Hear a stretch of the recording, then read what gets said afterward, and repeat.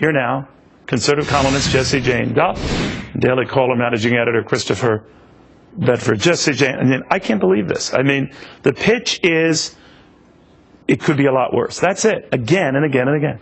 You know, it's funny to me because this is another lie, basically, in my mind. You know, the lie on top of the lie, that if you like your health care, you can keep your health care.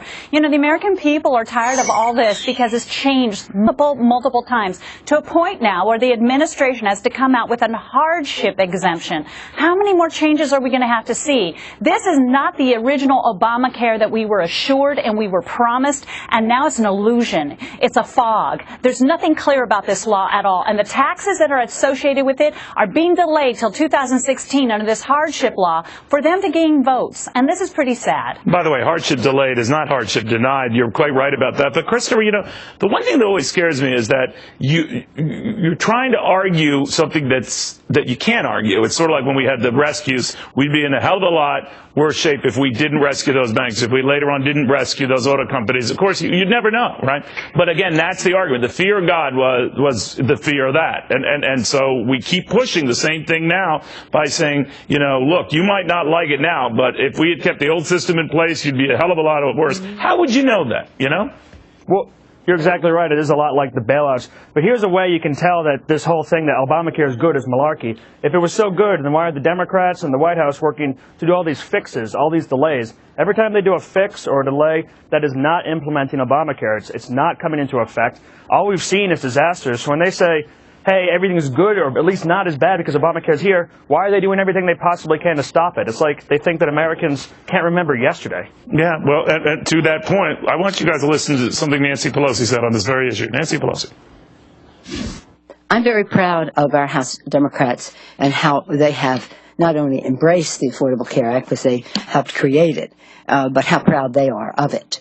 I think that the Republicans are wasting their time using that as their electoral issue, and they will find that out.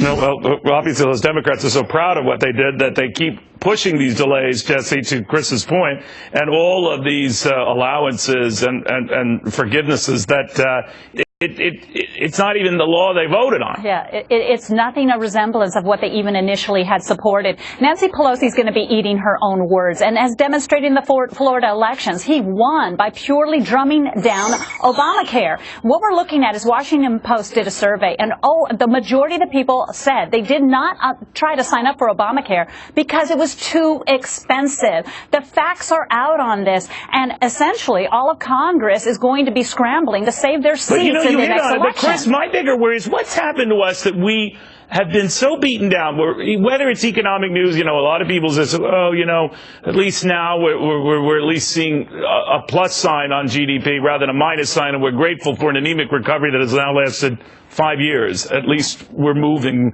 albeit slowly. We seem to have lost our gumption and our bravado about significant growth and significant good news, and we're grateful for so little. I almost want to do that share thing in Moonstruck, Chris, and just slap out of it. You know, what are we doing here?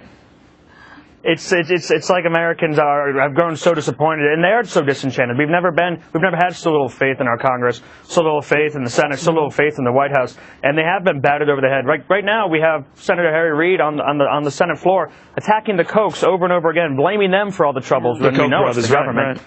Just recently, blaming them for what's going on in Ukraine, which is. I haven't even heard his argument on that one yet, but I'm sure it's a whopper. Okay. Americans are getting pretty upset, but if you see what happened in Florida, it might be that people are upset. I mean, well, the Republicans are outspent. That one race could be telegraphing something. Guys, I want to thank you both very much. And this is a message to all you viewers watching right now.